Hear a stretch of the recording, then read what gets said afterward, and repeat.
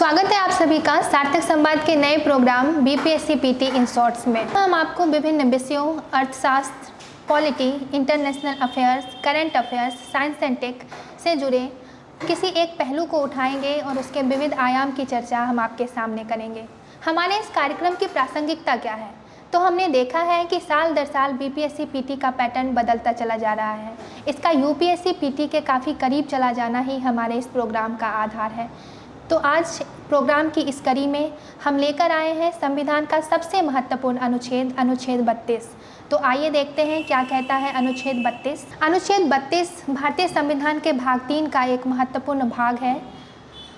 इसे संवैधानिक उपचारों का अधिकार कहा जाता है, अर्थात मौलिक अधिकारों के हनन होने पर उच्चतम न्यायालय 5 प्रकार के रिट जारी करती है। इसके तहत BR अम्बेडकर ने इसे संविधान की आत्मा कहा है। यह भारतीय संविधान का सबसे महत्वपूर्ण अनुच्छेद है। इसके बिना भारतीय संविधान अर्थहीन हो जाता है।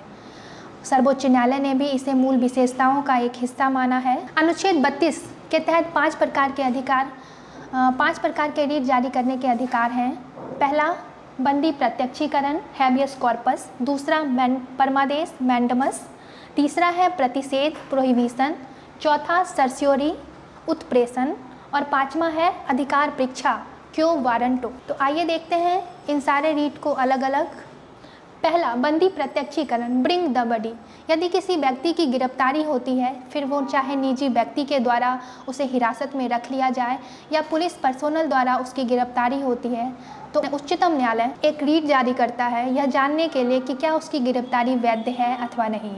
यह सार्वजनिक प्राधिकरण या व्यक्तिगत दोनों व्यक्तियों के खिलाफ जारी किए जा सकते हैं। दूसरा है परमादेश वी कमांड। परमादेश मैंडमस वी कमांड, हम आदेश देते हैं। यह सार्वजनिक कार्यालयों को जारी किया जाता है यदि वो अपने दायित्वों का निर्वहन नहीं करते हैं तो। इसके अपवाद भी हैं, राज्यपाल, राष्ट्रपति। अगला है प्रतिषेध प्रोहिबिशन, रोकना। उच्चतम न्यायालय अपने अधीनस्थ न्यायालयों को अपने अधिकार क्षेत्र से बाहर जाकर कार्य करने से रोकती है। यह न्यायिक और अर्ध न्यायिक, जुडिशियल और नॉन जुडिशियल दोनों प्रकार के प्राधिकरणों के खिलाफ जारी किया जाता है।